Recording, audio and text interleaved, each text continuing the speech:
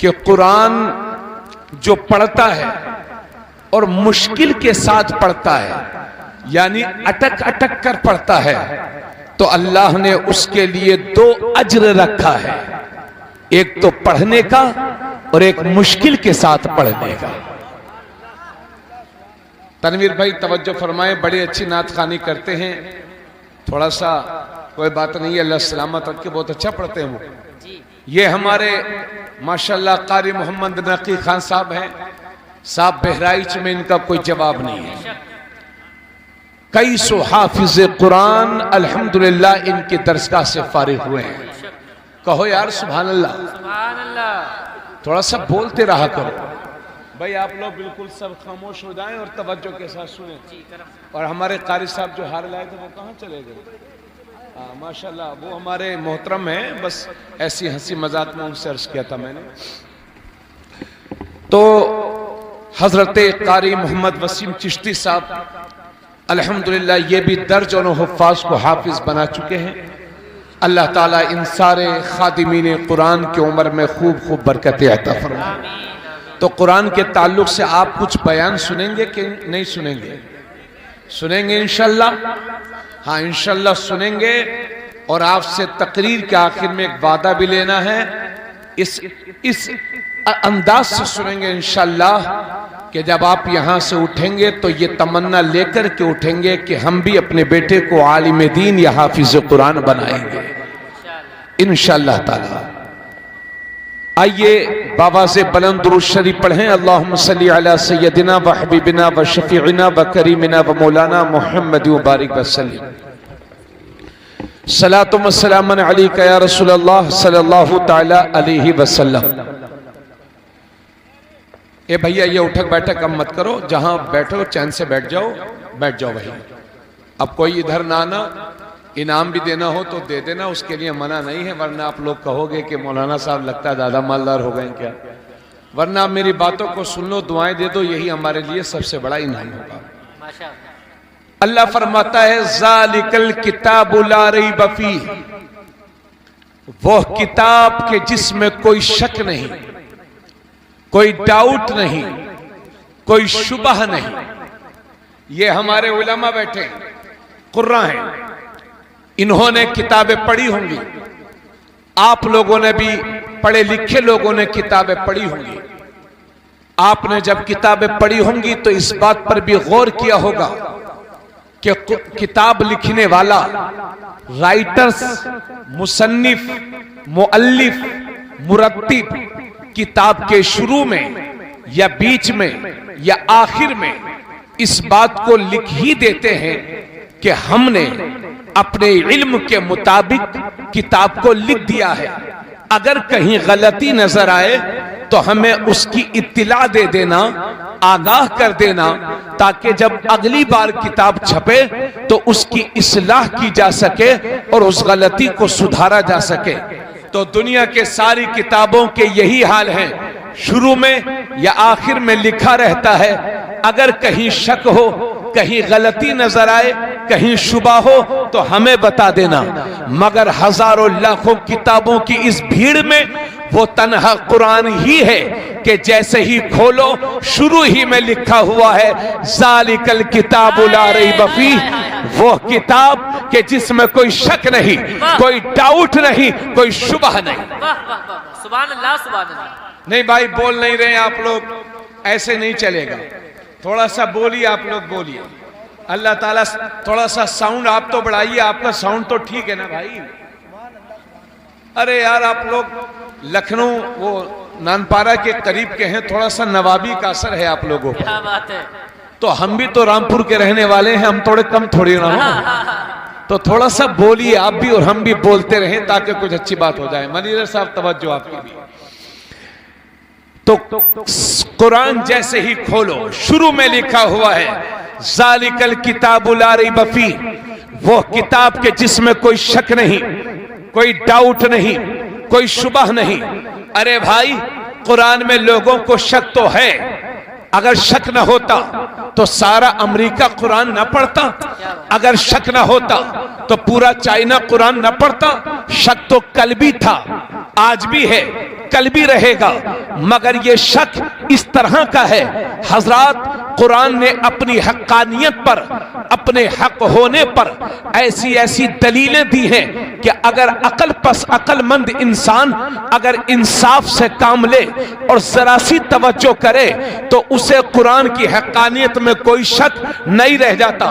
तवज्जो चाहूंगा भैया, देखिए कोई आलिम साहब, हाफिज साहब, कारी साहब हैं, उनकी मसरूफियत का वक्त है, तो मैं आपसे गुजारिश करता हूं कि आप तशरीफ ले जाएं।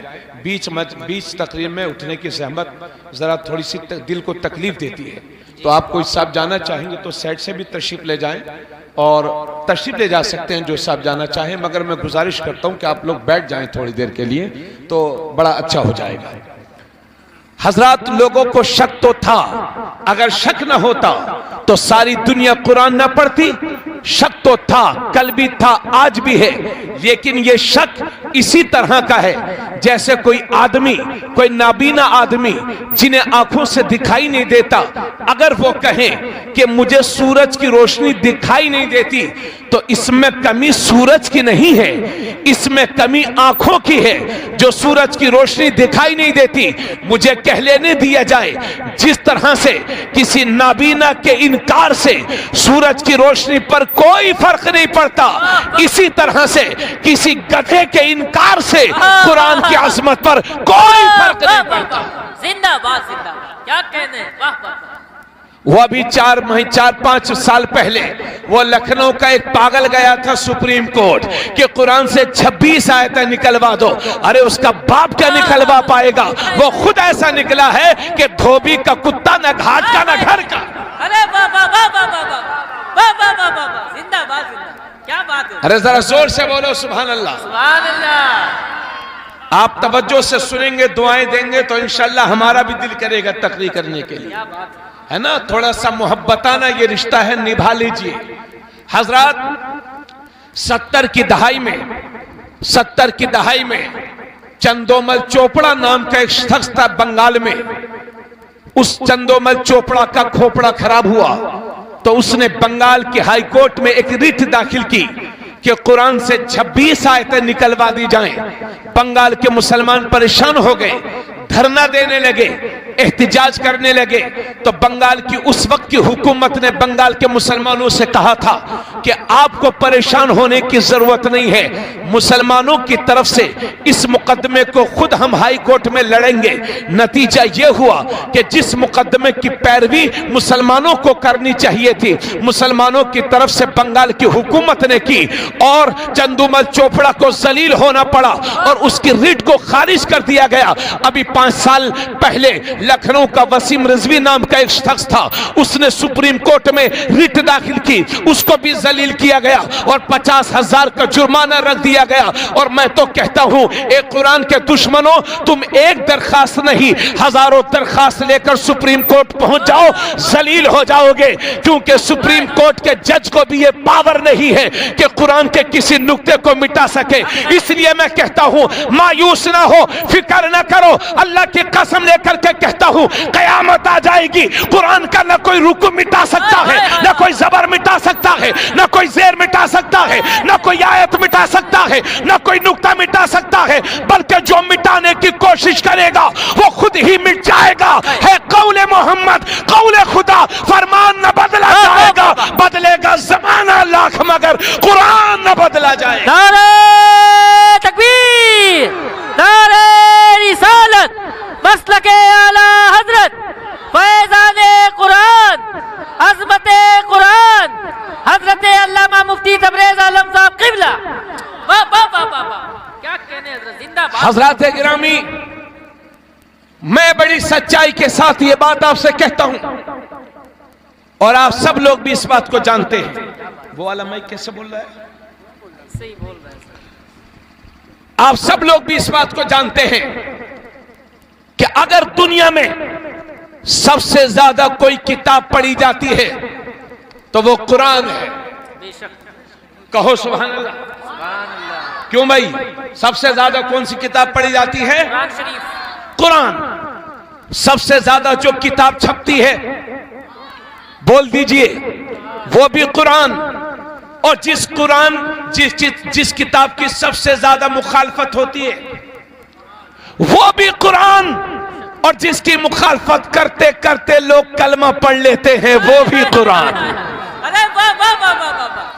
वो हजरत उमर गए थे हाय हाय हाय कि 40वां नहीं होने दूंगा, 40वां हजरत उमर ही बन गए। हाय हाय हाय। सुभान अल्लाह सुभान अल्लाह। तो हजरत 1400 साल पहले सुन लो मेरी कौम की बेटियों, मेरी बहनों, अल्लाह का शुक्र है अगर इस नीले आसमान के नीचे और इस जमीन के ऊपर अगर पूरी दुनिया के अंदर किसी किताब के हाफिज कोई होते हैं तो वो सिर्फ कुरान है। कुरान के हाफिज होते हैं। और अल्लाह का शुक्र है रमजान शरीफ का मुबारक महीना आ रहा है, तरावीह के जरिए से मुसलमानों को इसलिए कुरान सुनाया जाता है ताकि मुसलमान कुरान सुने, समझें और उसी के मुताबिक अपनी जिंदगी गुजारें। तो हजरत गिरामी, बड़े फख्र के साथ मैं आपसे यह कह रहा हूं कि 1400 साल पहले जैसा कुरान मेरे नबी पर नाजिल हुआ था, अल्लाह की कसम आज तक वैसा ही है, एक नुक्ता इधर से उधर नहीं हुआ है। और हजरात, मेरे नबी के दौर में बहुत सारे लोगों ने कहा कि ये कुरान तो अल्लाह की किताब नहीं है, ये तो मोहम्मद अरबी की लिखी हुई किताब है। तो अल्लाह ने चैलेंज दिया कुरान को, पूरी दुनिया को, फ़इल्लम तफ़अलू वलन तफ़अलू फ़त्तक़ुन नार अल्लती वक़ूदुहा अन्नास वल हिजारा उइद्दत लिल काफ़िरीन। वो क्या है? फ़अतू बिसूरतिम मिन मिस्ली। उससे पहले क्या है? फ़अतू बिसूरतिम मिन इन कुंतुम फी रैब मिम्मा नज़्ज़लना अला अब्दिना। अल्लाह फरमाता है जो हमने नाजिल किया है, अगर तुम्हें इसमें शक है फ़अतू बिसूरतिम मिन मिस्ली, तो इस जैसी एक किताब तो, इस जैसी एक सूरत तो लेकर के आओ, इस जैसी एक सूरत तो लेकर के आओ, इन कुंतुम सादिकीन, अगर तुम सच्चे हो। फिर अल्लाह फरमाता है फ़इल्लम तफ़अलू, नहीं ला पाओगे, फ़इल्लम तफ़अलू वलन तफ़अलू, और हरगिज़ न ला सकोगे। फ़त्तक़ुन नार अल्लती वक़ूदुहा अन्नास वल हिजारा, तो उस आग से डरो जिसके ईंधन इंसान और पत्थर हैं। उइद्दत लिल काफिरीन, जो कुफ्र और शिर्क करने वालों के लिए तैयार कर दी गई है। तो ये 1400 साल पहले दुनिया को चैलेंज दिया गया था कि अगर तुम कुरान को अल्लाह की किताब नहीं मानते, अगर हुजूर की किताब मानते हैं, बंदे ही की किताब मानते हो, तो तुम इस जैसी एक सूरत तो ले आओ। अल्लाह का करम, अल्लाह की कसम लेकर के कहता हूं 1400 बरस गुजर गए हैं, कुरान का कोई जवाब दुनिया में आज तक न ला सका। कुरान की किसी आयत की तरह कोई आयत ना आ सकी, कुरान की किसी सूरत की तरह कोई सूरत ना आ सकी। और अगर कुरान की हक्कानियत पर किसी को शक है तो मैं चैलेंज करता हूं, ऐसा किया जाए कि सारी किताबों को उठा करके समंदर में डाल दिया जाए और 100 साल तक पाबंदी लगा दी जाए कि भारत की किसी भी प्रेस पर कोई भी किताब नहीं छपेगी, और 100 साल के बाद नाम ले लेकर के पुकारा जाए कि फला किताब तू आ जा, फला किताब तू आ जा, तो कोई किताब नहीं आएगी। लेकिन 100 साल के बाद जब पुकारा जाएगा कुरान तू आ जा, तो मेरी कौम के ये छोटे छोटे बच्चे अपने सीनों को लेकर के हाजिर होंगे। हाय हाय हाय। नारे तकबीर, नारे रिसालत, मसलके आला हजरत, दशले दस्तारे हिफ्जुल कुरान, हजरत अल्लामा मुफ्ती तबरेज आलम साहब किबला। वाह वाह वाह वाह। अरे सारे लोग बोलो सुभान अल्लाह। भाई कंजूसी, बहराइच वालों कंजूसी नहीं। मैं रामपुरी हूं, लेकिन अब कोई बहराइची कहता है तो बड़ा अच्छा लगता है, इसलिए आपको बोलना है। खानदान की बात है, मोहब्बत से बोलिए और जोर से। अरे ये कुरान का मौजज़ा नहीं तो और क्या है कि जो नाबीना किसी किताब का एक वर्क ना याद कर सके, वो भी हाफिज कुरान हो जाता है। हाय हाय हाय। और आंखों वालों से बढ़िया याद होता है नाबीना। क्या बात है। अरे भाई बोलो, इससे बड़ा भी कोई मौजज़ा है? हमारे यहाँ कारी मुबारक साहब हैं, माशाल्लाह, जाहिरी बसारत नहीं है उनकी, मगर उन्होंने भी दर्जनों हाफिज तैयार कर दिए। अरे भाई 25-30 बच्चों को पढ़ाते हैं वो हिफ्ज़ कुरान। अब बताओ, आंखों वालों को वो पढ़ा रहा है जो खुद देखने से महरूम है। ये कुरान का मौजज़ा नहीं तो और क्या है। और अल्लाह का शुक्र है। अरे भाई नाबी, ये हाफिज तो हम लोग भी हैं, मगर जो नाबीना हाफिज होते हैं वो बहुत अच्छे होते हैं। हाँ, अक्सर ऐसे होता कि बहुत अच्छे होते हैं। ये कुरान का मौजज़ा नहीं तो और क्या है।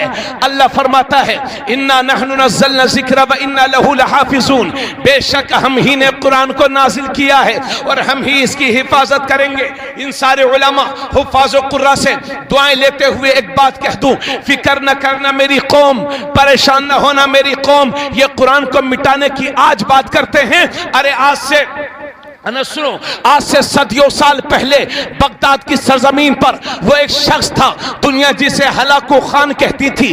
कई लाख मुसलमानों का कत्लेआम किया, 3.5 लाख मुसलमानों का कत्लेआम उसने बगदाद की धरती पर किया था। और बगदाद में उसने ऐलान करा दिया था कि जिसके घर में कुरान का नुस्खा हो वो इज्जत के साथ ला करके हमारे पास जमा कर दे। अगर वो कुरान का नुस्खा नहीं जमा करेगा तो हमारे सिपाही जाएंगे, उसको पकड़ कर लाएंगे और जबरदस्ती उससे कुरान का नुस्खा छीना जाएगा और उसको जलाया जाएगा। नतीजा यह हुआ कि 1 लाख से जायद कुरान के नुस्खे बगदाद की सरजमीन पर हलाकू ने जलवाए थे। और उसके बाद जलाने के बाद उसकी राख को दरियाए दज्जला में बहा दिया। उसके बाद 3.5 लाख मुसलमानों का कत्लेआम करने के बाद शहीदों की लाशों पर खड़े होकर के हलाकू कहता है अब मैं देखूंगा कि कौन बगदाद में कुरान पढ़ेगा, अब मैं देखूंगा कि यहां शरीयत की बात कौन करेगा, अब मैं देखूंगा यहां कुरान के निजाम की बात कौन करेगा।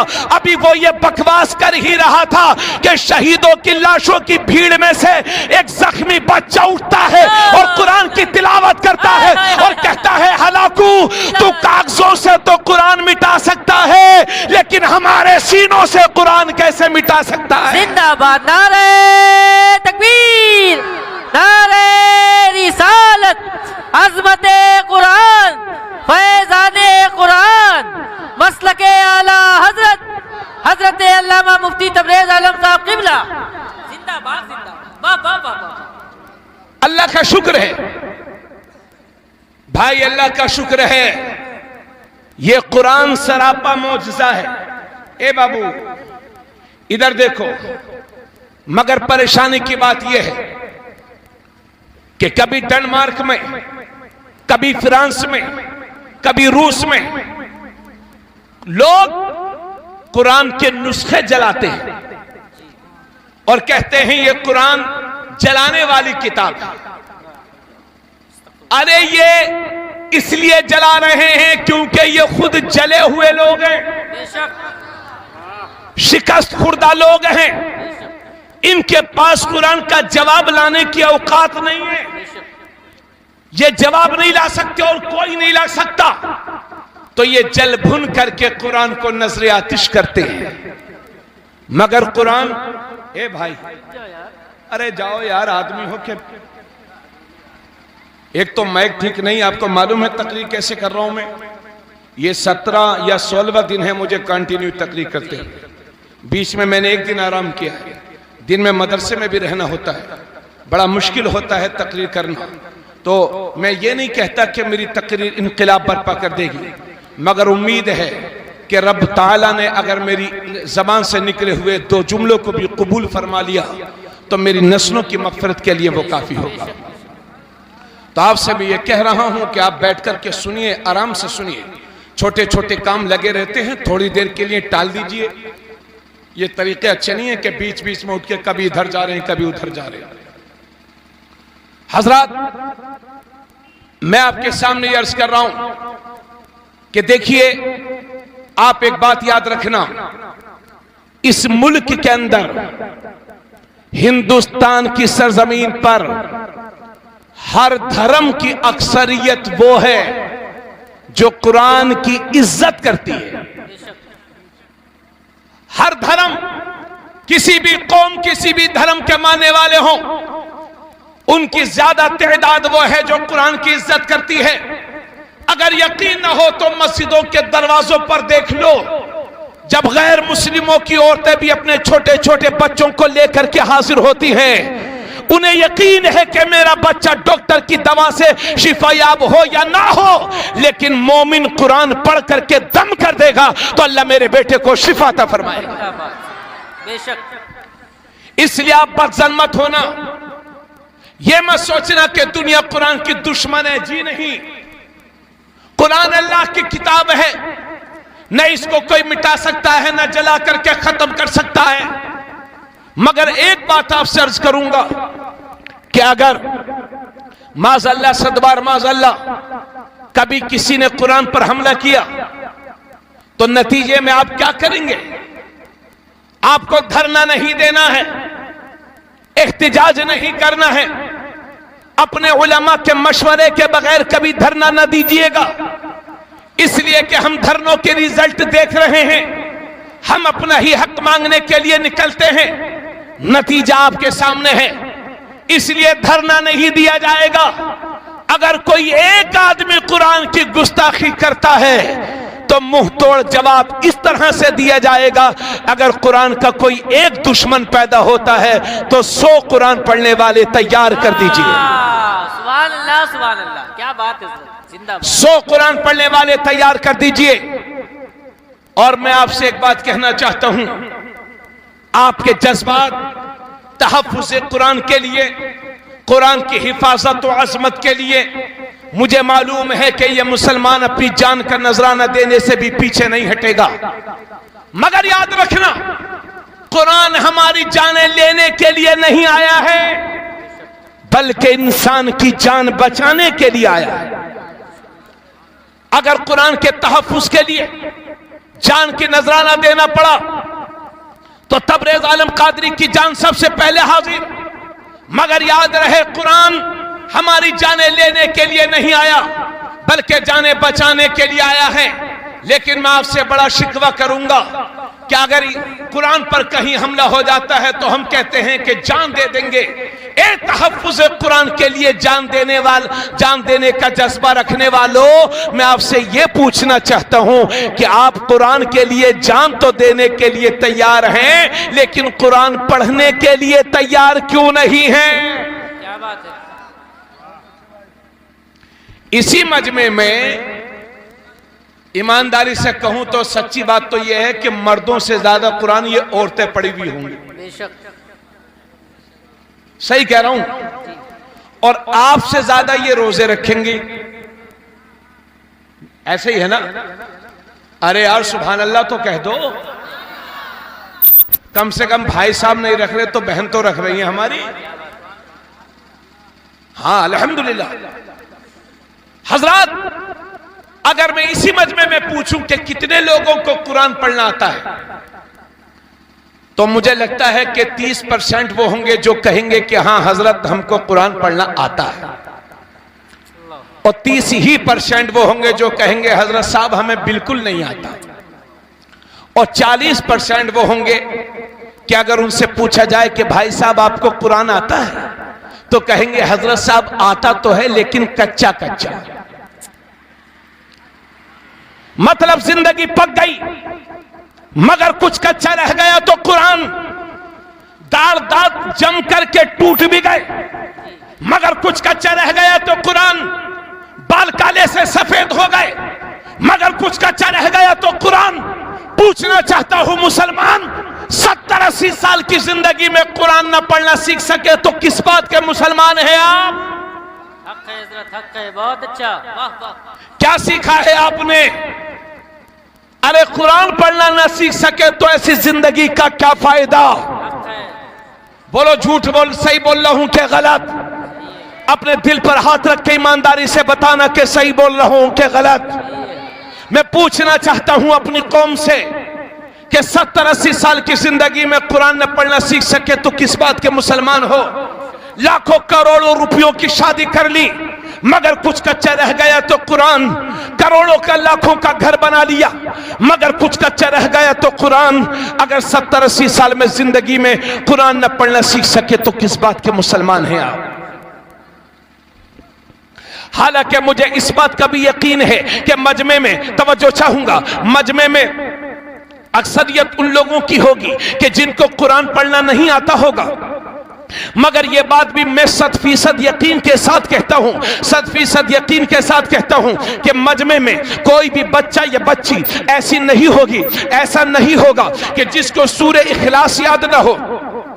कुरान की बहुत छोटी सी सूरे है, सूरे इखलास। कुल हुवल्लाहु अहद अल्लाहु समद लम यलिद वलम यूलद वलम यकुल लहू कुफुवन अहद। अब इसका तर्जुमा भी सुनिए। कुल, ए हबीब आप कह दो, हुवल्लाहु अहद, अल्लाह एक है, अल्लाहु समद, अल्लाह बेनियाज है, लम यलिद वलम यूलद, न वो किसी से पैदा न उससे कोई पैदा, वलम यकुल लहू कुफुवन अहद, और अल्लाह के बराबर कोई नहीं, अल्लाह के मुकाबिल कोई नहीं, अल्लाह के मिसल कोई नहीं। एक बार मेरे नबी तशरीफ फरमा है, साथ में हजरत अबू हुरैरा भी हैं। अब एक सहाबी खड़े हैं और हाथों को बांध करके पढ़ते हैं, कुल हुवल्लाहु अहद अल्लाहु समद लम यलिद वलम यूलद वलम यकुल लहू कुफुवन अहद। जब मेरे नबी ने सुना तो फरमाया वाजबत वाजबत वाजबत, वाजिब हो गई, वाजिब हो गई, वाजिब हो गई। तो हजरत अबू हुरैरा वहीं खड़े थे, अर्ज करते हैं या रसूल अल्लाह मा वाजबत,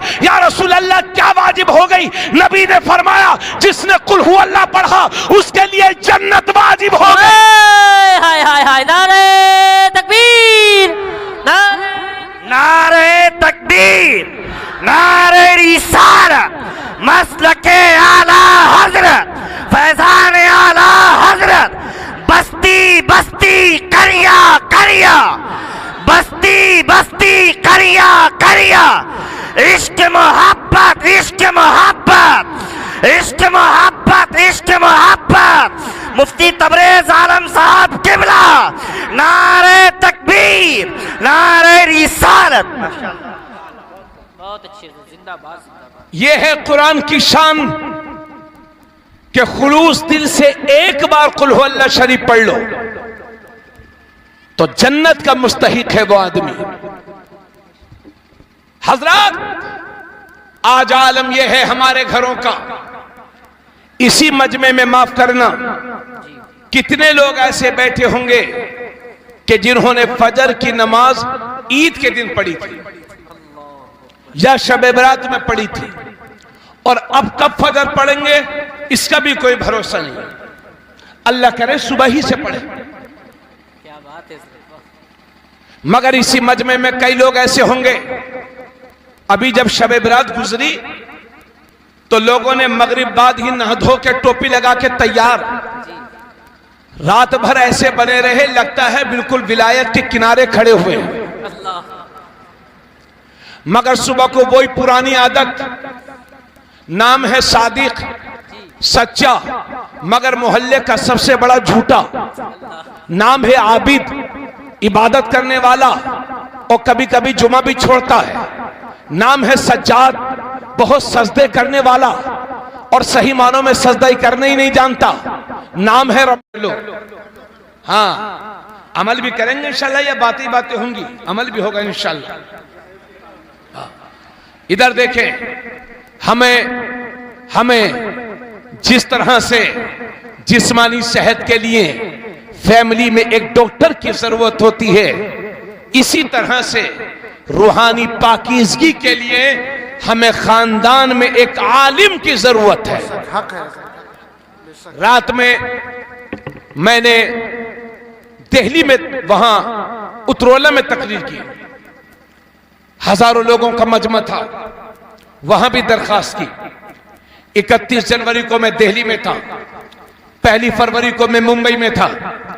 इस दरमियान मैंने बड़े बड़े शहरों में जहां भी गया, कस्बों गांव देहातों में, सबसे ये कहा कि जिस्मानी सेहत के लिए जिस तरह से हमें डॉक्टर्स की जरूरत होती है, इसी तरह से रूहानी पाकीज़गी और बालिदगी के लिए हमें खानदान में एक आलिम की जरूरत है। वो बाप बड़ा खुशनसीब होता है जिसका जनाजा उसका बेटा आलिम दीन या हाफिज कुरान पढ़ाया करता है। अगर खानदान में एक आलिम होगा तो इंशाअल्लाह आपके ईमान को बर्बाद नहीं होने देगा। अरे रोजी देने वाली जात अल्लाह की जात है। हमने बंबई में ऐसे ऐसे सेठ भी देखे हैं जो बिल्डर हैं, करोड़पति अरबपति हैं, और अंगूठा छाप हैं, मगर पढ़े लिखे लोग उनके मुंशी हैं। और भाई मैं अल्हम्दुलिल्लाह मेरे छोटे भाई, मैं खुद भी हाफिज हूं अल्हम्दुलिल्लाह, आलिम भी हूं, मेरे छोटे भाई भी आलिम हैं, हाफिज है, कारी है, मुफ्ती भी हैं, और नाम निहाद मुफ्ती नहीं बामाना मुफ्ती हैं। जब मैं मदरसे गया तो मेरे वालिद साहब मेरे भाई को भी मेरे साथ मदरसे में भेजने लगे। तो मैंने कहा अब्बू जी हम इसको मदरसे नहीं पढ़ाएंगे, इसको डॉक्टर बनाएंगे। हमें क्या मालूम था कि डॉक्टरी की तालीम कितनी महंगी होती है, गरीब बाप की औलाद, हमें क्या मालूम था। मैंने कहा अब्बू जी हम डॉक्टर बनाएंगे। तो मेरे वालिद मौलाना नहीं है, पोस्टमैन थे, वो डाकिया थे। मुझसे कहते नाना बेटा ना, हम इसे भी आलिम बनाएंगे, रोजी देने वाली जात तो अल्लाह की जात है। ये मेरे उस सादा बाप के लफ्ज थे कि जिसने मेरे भाई को भी हाफिज कुरान बनाया। अल्लाह का शुक्र है, इल्म दीन की बरकत से अल्लाह ने मेरे वालिद को हर उस चीज से नवाजा जिसकी इंसान को दुनिया में ख्वाहिश होती है। कारी साहब किबला कितनी परेशानियां उठाई हैं। अरे भाई अब अल्लाह का बहुत करम है, पहले भी करम था, लेकिन प्राइवेट भी आपने बहुत दिनों तक पढ़ाया, महीनों महीनों तनख्वाह नहीं मिलती थी, बड़ी मुश्किलों से गुजर बसर होती थी। इन सब हालात को जानने के बावजूद आपने भी अपना एक बेटा अल्लाह की राह में डाला है और वो आलिम दीन बन रहा है। इसलिए मैं आपसे भी गुजारिश करता हूं कि अगर अल्लाह ने आपको 4 बेटे 3 बेटे या 1 बेटा ही दिया है तो ये नियत करके जाओ कि इंशाअल्लाह हम अपना एक बेटा अल्लाह की राह में जरूर डालेंगे। क्यों भाई साहब, उम्मीद है आपसे इंशाअल्लाह एक बेटा डालेंगे आप अल्लाह की राह में? क्यों बोलो भाई? अरे अजीब मामला है यार आप लोगों का। पढ़ाएंगे इंशाअल्लाह अपने बेटे को, आलिम दीन या हाफिज कुरान बनाएंगे। और मैं आपसे ये भी कहता हूं, ये जो 2 हाफिज हुए हैं इन्होंने सिर्फ याद किया है अलम नशा लक सदरक व वदाना अनका विज़रक अल्लज़ी अनक़द ज़हरक, ये इन्होंने रटा है, मगर इसका मतलब क्या होता है ये इन्हें नहीं मालूम।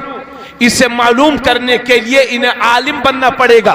तो आपसे इनके वालिदैन से गुजारिश है कि मेरे भाई आपने हाफिज बनाया है तो अपने इन बच्चों को आलिम भी बनाना, आलिम भी बनाओ, ताकि कुरान हम समझ सकें।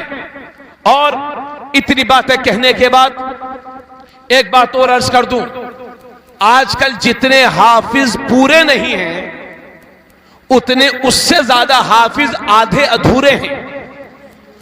कोई 2 पारों का हाफिज है, कोई 5 पारों का, कोई 25 पारों का, है ना। और गुस्से की बात यह है कि जब तक मदरसे में पढ़ेंगे तो कुर्ता पजामा, लेकिन अगर बंबई में निकल गए वो काम करने 25 पारे के हाफिज जी, अब जब मदरसा आएंगे तो पैंट पहन के आएंगे बच्चों को दिखाने के लिए, यानी हम वो वाले नहीं रह गए जो तुम हो। ठीक है, आधे अधूरे हाफिज बहुत हैं। अब वो ये समझते हमने तो ये लाइन छोड़ दी है। आका करीम सल्लल्लाहु अलैहि वसल्लम फरमाते हैं, यह आला दर्जे की हदीस है जिसके रावी हजरत साद बिन उबादा है। मेरे नबी फरमाते हैं, मा मिन इम्रइन यक़रउल कुरान सुम्मा यंसाह इल्ला लक़ी अल्लाह यौमल क़ियामा अजज़म। अल्लाह के नबी फरमाते हैं, जो कुरान पढ़ करके भूल गया तो वो कयामत के दिन अल्लाह से इस हाल में मुलाकात करेगा कि कोढ़ की वजह से उसके बदन के आज़ा सड़ सड़ करके गल गल करके गिर रहे होंगे। वो हाफिज जो हिफ्ज करके भूल गया, कयामत के दिन अल्लाह से इस हाल में मुलाकात करेगा कि वो कोड़ी बना के उठाया जाएगा। हिफ्ज कुरान अल्लाह की बहुत बड़ी नेमत है। अगर कोई 4 पारों का हाफिज है तो 4 ही पारा पढ़ते रहे, उसे भूले नहीं। कोई 10 पारों का हाफिज है, पढ़ता रहे, उसे भूले ना। और ये सिर्फ हाफिजों के लिए नहीं है, ये आपके लिए भी है। जो बहुत सारे लोग नाजरा पढ़ना जानते हैं फिर छोड़ देते हैं, वो भी भूल जाते हैं, उनके लिए भी यही हाल है कि कयामत के दिन इस हाल में मुलाकात करेंगे। और ए मेरी बहनों, अपने शोहरों को कुरान पढ़ा दो, अपने बेटों को कुरान पढ़ा दो। अल्लाह का शुक्र है मेरे बहनोई साहब कुरान पढ़े नहीं थे। मेरी बहन की जब शादी हुई तो 1-2 साल के अंदर मेरे बहनोई को भी कुरान पढ़ा दिया। ये कुरान की बरकतें हैं। आपसे गुजारिश है मेरी कौम की बेटियों, अपने बच्चों को, भाइयों को, अपने शोहरों को कुरान की तरगीब दिलाओ। मुझे यकीन है कि आप तरगीब दिलाएंगे तो आपकी बातों पर वो अमल करेंगे। अरे भाई, बहुत सारे लोग तो अपनी बीवी के माशाल्लाह बड़े चहीते होते हैं। बीवी कहती है मियाँ जी पानी लाओ, तो लेकर के दरबार में खड़े ही रहेंगे। बीवी कहेगी ऐ जी गुड्डू के पापा लखनऊ चलना है लूलू मॉल, तो ये बेचारे जाएंगे जाएंगे। तो बहुत सारी फरमाइशें तो पूरी करवाती हो, कुरान भी पढ़ा दो, कुरान भी पढ़ा दो। और भाई साहब से भी गुजारिश है कि जरा तवज्जो दे दें, कुरान पढ़े, है ना। रमजान शरीफ का महीना आ रहा है, आ रहा है रमजान शरीफ का महीना। एक जमाना वो था, इधर देखो, एक जमाना वो था कि गैर मुस्लिम भी जब मुसलमानों को रमजान में देखते थे तो मुसलमानों के एहतराम की वजह से वो हमारे सामने खाते पीते नहीं थे। मगर जब उन्होंने देखा कि मुसलमान तो खुद ही होटलबाजी कर रहा है रोजे में, तो कौन तुम्हारे रोजों की इज्जत करेगा। इसलिए हट्टे कट्टे नौजवानों, बुजुर्गों और ताकत वालों, अच्छी सेहत वालों, अल्लाह का वास्ता दे करके कहता हूं रोजा मत छोड़ना, क्योंकि मेरे नबी फरमाते हैं कुरान और रोजा ये कयामत के दिन दोनों शफात कराएंगे। रोजा कहेगा मौला ये तेरी रजा की खातिर दिन भर भूखा रहता था, इसको बख्श दे। कुरान कहेगा मौला ये रात भर मुझे सुना करता था, इसको बख्श दे। तो रोजा भी शफात कराएगा, कुरान भी शफात कराएगा। लेकिन एक बात और आखिरी बात और एक बात, हमारे हाफिज व कारी गुलाम गौस साहब एक बात कह रहे थे, मुझे वो कहना है। लेकिन कुरान को पढ़ना जहां सवाब, उसको सही मानों में समझ करके पढ़ना ज्यादा सवाब है। समझ करके पढ़ना ज्यादा सवाब है। जोर से बोलो यार सुभान अल्लाह। अच्छा, एक हदीस और सुना दूं। यह मत सोचना कि सारा सवाब हाफिजों को ही मिलेगा। मुस्लिम शरीफ में है या शायद किसी दूसरी हदीस में, आला दर्जे की हदीस, आका फरमाते हैं कि जो देख करके, जो बगैर देखे कुरान पढ़ेगा उसे 1000 गुना सवाब मिलेगा। गुनाह नहीं बोल रहा हूं, गुना गुना दुगना चौगना जो बोलते हैं। जो देख करके कुरान पढ़ेगा उसे 1000 गुना सवाब मिलेगा। नहीं, जो बगैर देखे पढ़ेगा, जो बगैर देखे कुरान पढ़ेगा, यह हदीस में है आला दर्जे की, गालिबन मुस्लिम शरीफ की हदीस है। जो बगैर देखे कुरान पढ़ेगा उसे 1000 गुना सवाब मिलेगा, और जो देख करके कुरान पढ़ेगा उसे 2000 गुना सवाब मिलेगा। इसलिए आप अगर देखकर पढ़ते हैं तो मायूस मत होना। हाफिज बगैर देखे पढ़ते हैं तो अल्लाह का इनाम है, लेकिन देख के पढ़ने में भी बहुत सवाब है। बहुत लोग ऐसे हैं ना जो जबान में लुकनत की वजह से अटक अटक के पढ़ते हैं। नबी फरमाते हैं उसे भी दोहरा सवाब मिलेगा, एक पढ़ने का और एक कोशिश करने का। इसलिए तोतले आदमी को भी मत रोका करो कि कुरान ना पढ़े, कबूल फरमाने वाला तो मेरा रब है। लेकिन मेरे भाई, कुरान को पढ़ना सवाब, चाहे देख के पढ़ो, बगैर देख के पढ़ो तो भी सवाब, बगैर देख के पढ़ो तो भी सवाब। कुरान को छुओ तो भी सवाब, कुरान की ज़ियारत करो तो भी सवाब, कुरान का हदिया करो तो भी सवाब, कुरान को गिफ्ट दो तो भी सवाब, है ना। कुरान की बातें करो तो भी सवाब, कुरान की बातें सुनो तो भी सवाब, कुरान से मोहब्बत करो तो भी सवाब, है ना। यानी सवाब ही सवाब है। मगर सुनो, सही मानों में जो सबसे ज्यादा सवाब वो है समझ कर पढ़ने में। अब हमारी तो उर्दू तक ठीक नहीं है तो हम कैसे समझेंगे कुरान। तो उम्मत के इस मसले को हल किया है इमाम अहमद रजा खान ने। अगर समझना चाहते हो कुरान तो रोज पढ़ा करो कंजुल ईमान। आला हजरत ने उर्दू जबान में जो कुरान शरीफ का बेहतरीन तर्जमा किया है उसे कहते हैं कंजुल ईमान, यानी ईमान का खजाना। तो आप लोग बरेली शरीफ गए हैं? कुछ लोग हाथ उठाएं जो लोग बरेली शरीफ गए हैं। अच्छा, बैठो रखो। क्या लाए होंगे वहां से? तबर्रुक, लड्डू, बधाइयों का पेड़ा, बर्फी। अरे यही बरेली शरीफ के तबर्रुक थोड़ी है। इस बार 2-4 हजार ज्यादा लेके जाना और कंजुल ईमान हदिया कराना, ला करके घर रख लेना और आपके मोहल्ले में जहां कहीं शादी हो 15 दिन पहले ही पहुंच जाना कि मैं बरेली शरीफ गया था, आला हजरत का तर्जमा किया हुआ कुरान शरीफ लाया हूं और अपनी तरफ से मैं अपनी बहन को तोहफा देना चाहता हूं, कबूल कर लीजिए। तो इन बेटियों को जहेज में जो दीजिए वो कुरान शरीफ वो दीजिए जो उर्दू में जिसका माना भी लिखा हुआ। और ये मत सोचिए कि कोई पढ़ने वाला नहीं है तो पढ़ेगा कौन। अरे आप ले जा लाकर रख तो दो, इंशाअल्लाह कुरान की बरकत से अल्लाह उसी घर में पढ़ने वाला भी पैदा फरमा देगा, है ना। इतनी बातों के बाद हजरात, चूंकि आज कुरान की बात थी इसलिए मैंने पूरी तकरीर ही कुरान पर कर दी। अब आखिर में आपसे ये अर्ज करूंगा, रात में भी मैं गया था और मैंने कहा था, अब भी कह रहा हूं कि देखो भाई, इस वक्त मुसलमानों के हालात बड़े नागुफ्तेबी हैं।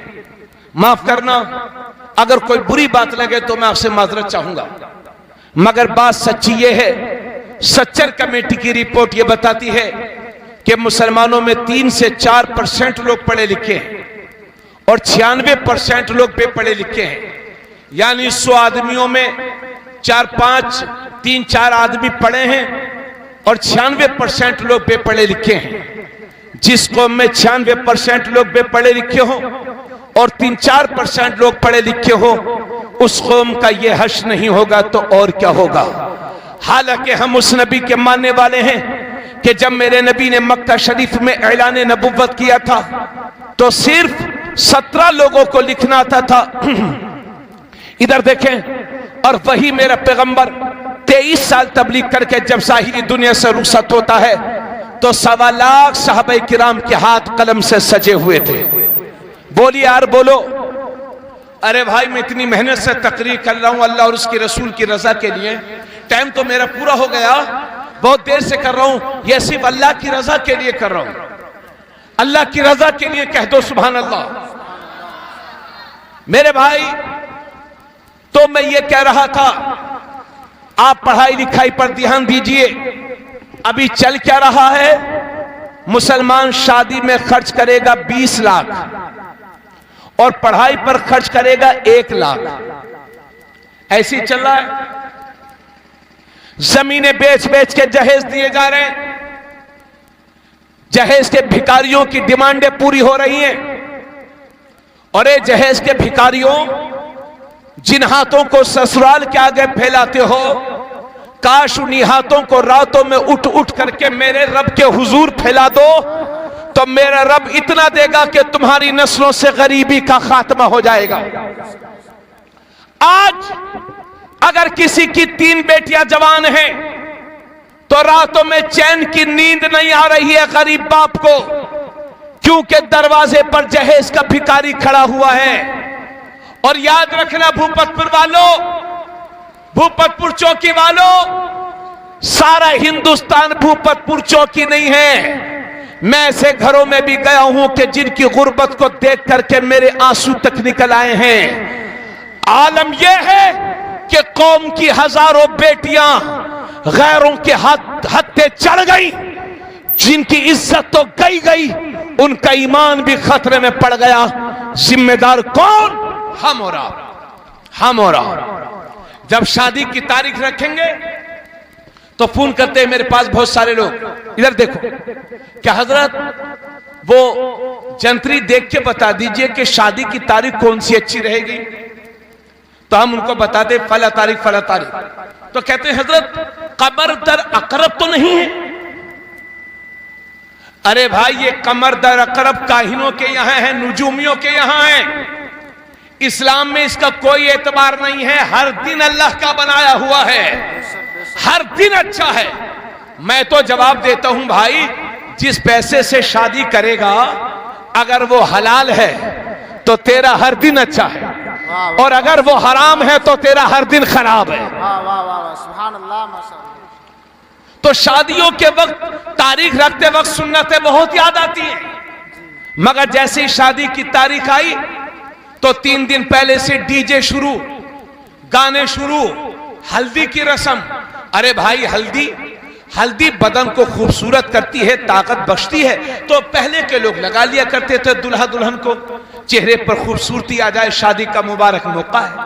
मगर अब उस हल्दी को भी रस्म बना लिया, पूरा घर पीला पीला हुआ पड़ा है, खालू खाला बन गए, फूफा फूफी बन गई। बोलो, पूरा घर पीला हुआ पड़ा है। अरे ये कहीं रस्में खानदानी रस्में, कहीं बिदअत की शक्ल ना करने। और वहां भी देवबंदी हमारी इन्हीं रस्मों का मजाक उड़ाया करते हैं। कितने लोगों को उन्होंने गुमराह कर दिया हमारी इस बदअमली की वजह से।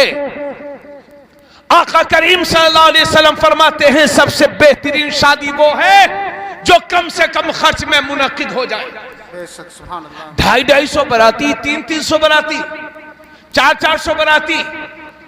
और शादी से एक दिन पहले कहेंगे वो बिचौलिया साहब, हाँ बिचौलिया को क्या बोलते हैं, हाँ बिचौलिया, वो एक दिन पहले फोन करेंगे कि भाई साहब मैं ये कह रहा था कि जहेज भले से कम देना, मगर बारात की इज्जत में कोई फर्क ना पड़ने पाए। अब ये गए हैं बेचारे भूखे प्यासे बराती जो पहले से ही तैयार बैठे थे, 200-300 बराती गए हैं। तो मुसलमानों में ये पूछना चाह रहा हूं, क्या तुम्हारी सारी इज्जत है बारातों में ही रह गई है क्या? अच्छा खिला दिया तो आपकी इज्जत हो गई, और कुछ सस्ता खिला दिया तो आप जलील हो गए? बस यही इज्जत है तुम्हारी 2 बोटियों की?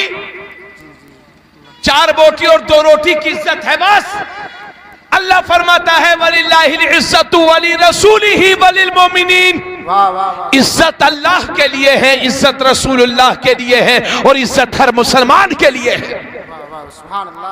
तुम तो पहले से ही इज्जत वाले हो, इसलिए ये झूठी बनावटी इज्जत है क्यों तलाश रहे हो? ये बाराती जाएंगे, पानी की 20 रुपए की बोतल खोलेंगे, थोड़ा सा पिएंगे, थोड़ा सा हाथ धोएंगे और थोड़ा सा फेंक देंगे। चिकन फ्राई पेट भर खाने के बाद कहेंगे इसमें नमक कम था। यानी इतने बड़े नवाब के लखनऊ के नवाब भी अपनी कब्रों से देखते होंगे तो सजदा शुक्र अदा करते होंगे, या अल्लाह तेरा लाख लाख शुक्र है, तूने पहले ही हमें अपने पास बुला लिया, वरना 21वीं सदी का आदमी तो हमसे भी बड़ा नवाब है।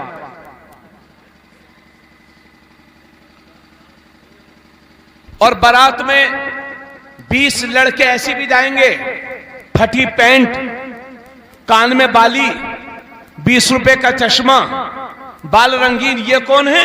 ये डांसर है, डांसर। अबे वो लफंगे पागल, कब तक बंदरों की तरह नाचता रहेगा तू? तो नाचने के लिए पैदा नहीं किया गया है, रसूलुल्लाह के गुलाम हूं, गुलामी पेश करने के लिए पैदा किया गया है। बेशक बेशक, सुभान अल्लाह, माशाअल्लाह। मैनेजर साहब और गांव के जिम्मेदारों, रोको इन रस्मों को। कह दीजिए कि पहली शादी के वक्त कह दीजिए कि हमारे गांव में जो डीजे बाजा लाता है, ये डांसर लाता है, हमारे गांव में उसका निकाह नहीं पढ़ाया जाता है। कह दीजिए, और गैरतमंद हो आप लोग। मैं पूछना चाहता हूं, मैंने अपने गांव में ऐलान करके रखा है कि जिसके यहां भी डीजे बाजा होगा या डांसर आएंगे या शादी में इस तरह की खुराफात होंगी, मैं उसके घर खाना नहीं खाऊंगा।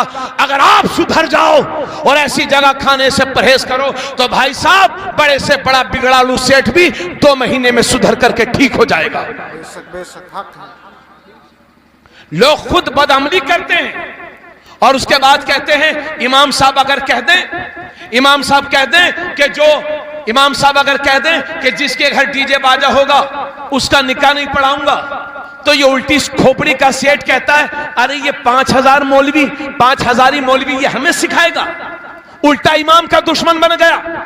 जो इमाम अच्छी राह पर चला रहा है उसी का दुश्मन। अरे उल्टी खोपड़ियों के सेठों, शरीयत के मामले में अक्ल के घोड़े ना दौड़ाओ। शरीयत तुम्हारी मोहताज नहीं है, तुम शरीयत के मोहताज हो।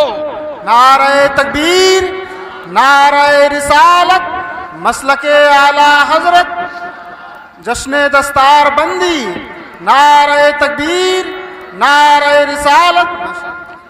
इसलिए आप इधर देखो, अल्लाह के वास्ते ये रुमाल फैला करके भूपतपुर वालों तुम्हारे आगे फैलाता हूं। बड़े नाजुक दौर से गुजर रहे हैं हम। अगर नहीं हालात सुधरे तो बड़ा मामला बिगड़ जाएगा। इसलिए उठो, चाहे 50 लाख खर्च करो चाहे 1 लाख, मेन चीज निकाह ही है। चाहे खुशी से कर लो या कर्ज में डूब करके कर लो। इसलिए कम से कम बाराती जाइए।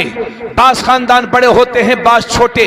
अगर 100 जाने वाले हो तो 50 जाइए, 50 जाने वाले हो तो 21 जाइए, 21 जाने वाले हो तो 11 जाइए।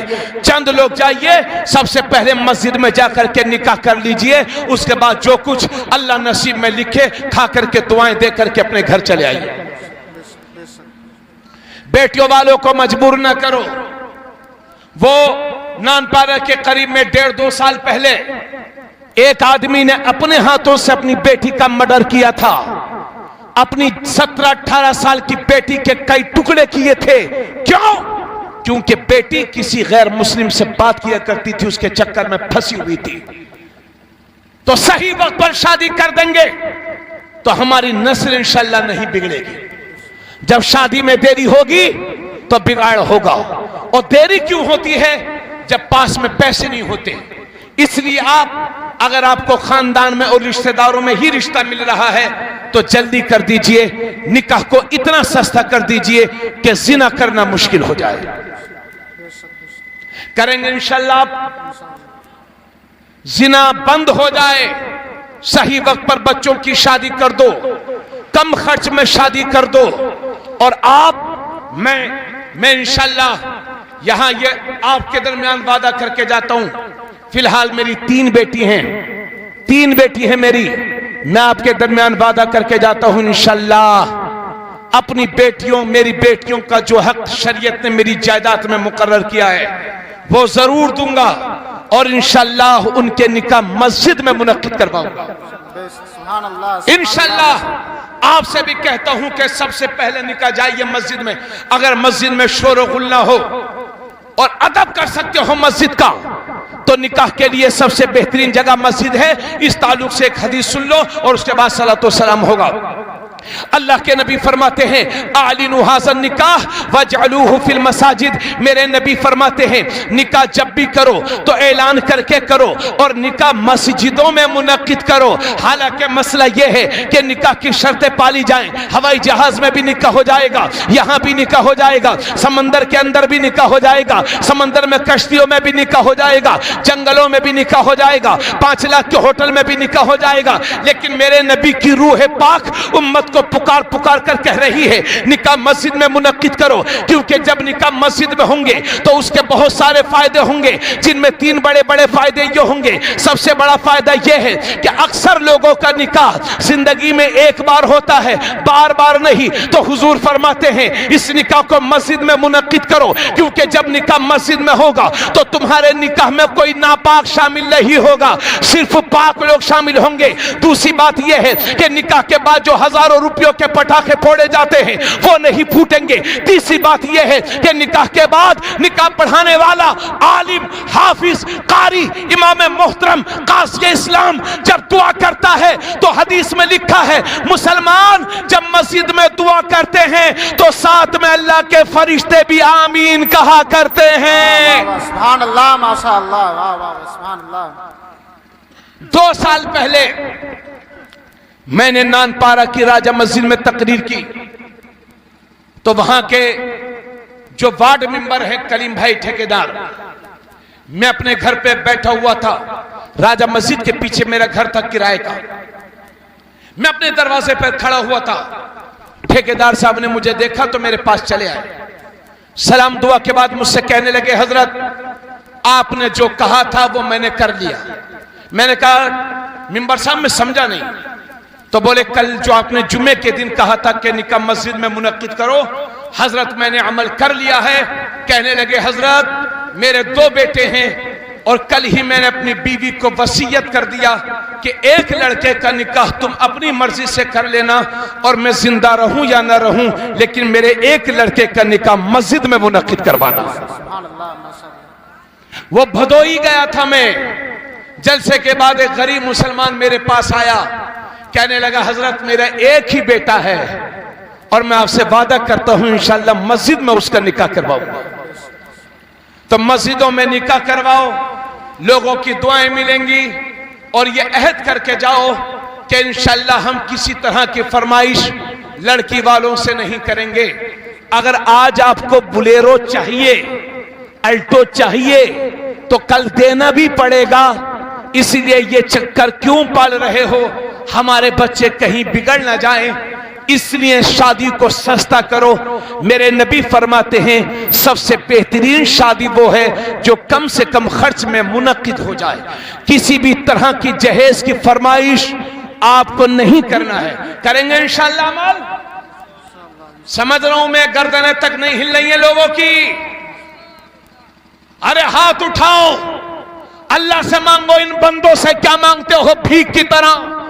कहिए इंशाअल्लाह किसी तरह की फरमाइश नहीं करेंगे। हाँ, किस कारी साहब कह रहे हैं 3 लड़के हैं इंशाअल्लाह किसी तरह की कोई फरमाइश नहीं होगी। आपसे भी कहता हूं सुनो, इधर देखो, बच्चों इधर देखो, फरमाइशें नहीं करना है। चुप जाओ बेटे, हर वक्त चकल्लस नहीं करते, खामोश रहा करो, अदबदार बनो। किसी तरह की कोई फरमाइश न करो। तो शादियों को सस्ता करो और जरूरत के मुताबिक पढ़ाओ, घर जरूरत के मुताबिक बनाओ, शादियों को सस्ता करो और अपनी हैसियत से पढ़ करके अपने बच्चों को पढ़ाओ लिखाओ। आने वाला वक्त जिहालत का वक्त नहीं है, आने वाला वक्त इल्म का वक्त है। सत्ता की चाबियां उसी कौम के हाथ में होंगी जिस कौम के नौजवानों के हाथ कलम और किताब से सजे होंगे। अगर इसी तरह से सोते रह गए तो हमेशा के लिए सुला दिए जाओगे। मुझे तो डर इस बात का लगता है अगर यही हालात रहे तो कहीं इस मुल्क में हमारी नस्लों को गुलाम बना करके न रखा जाए। इसलिए उठो, बेदार हो जाओ, शादियों को सस्ता करो, जरूरत के मुताबिक घर बनाओ और अपनी हैसियत से पढ़ करके अपने बच्चों को पढ़ाओ और लिखाओ। और यह भी याद रखना, दुनिया की सारी यूनिवर्सिटीज, दुनिया के सारे कॉलेजेस, दुनिया के सारे स्कूल्स ये डिग्री होल्डर बनाते हैं और कुरान बेहतरीन इंसान बनाता है। इसलिए सब कुछ पढ़ाइए मगर अपने बच्चों को कुरान जरूर पढ़ाइए। मदरसा मसूदिया सुल्तानुल उलूम और हर मदरसा हमारी रीढ़ की हड्डी की तरह है। अगर ये कमजोर हो गए तो हिंदुस्तान का मुसलमान ईमानी एतबार से कमजोर हो जाएगा। इसलिए मदरसे के लिए बजट इकट्ठा करो, इन पढ़ाने वालों की तनख्वाहों को अच्छा करो। ये मत देखो कि फला मदरसे में 7,000 मिलती है, कम से कम 15-15 हजार इनकी तनख्वाहें कीजिए। और अगर मदरसे वाले खुद नहीं आते चंदा लेने, आप अपनी जिम्मेदारी समझ करके पहुंच जाइए, तनख्वाहें बढ़ाइए, बच्चों के खाने का अच्छा इंतजाम कीजिए। क्योंकि हर वक्त हीरे मोती नहीं मिलते हैं। अगर 10 साल में एक भी आलिम रब्बानी आपके मदरसे से निकल गया तो कुफ्र के ऐवान में जलजला पैदा करने के लिए वो तन्हा ही काफी होगा।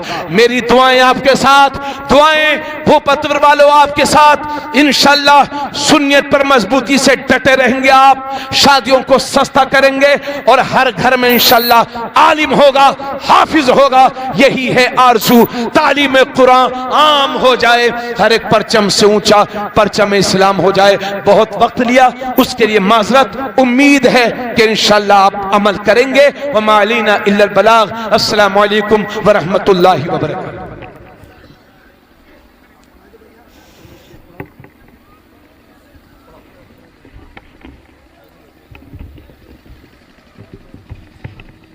मुस्तफ़ा जाने रहमत लाखों सलाम मुस्तफ़ा जाने रहमत लाखों सलाम शम्अ बज़ में हिदायत लाखों सलाम शम्अ बज़ में हिदायत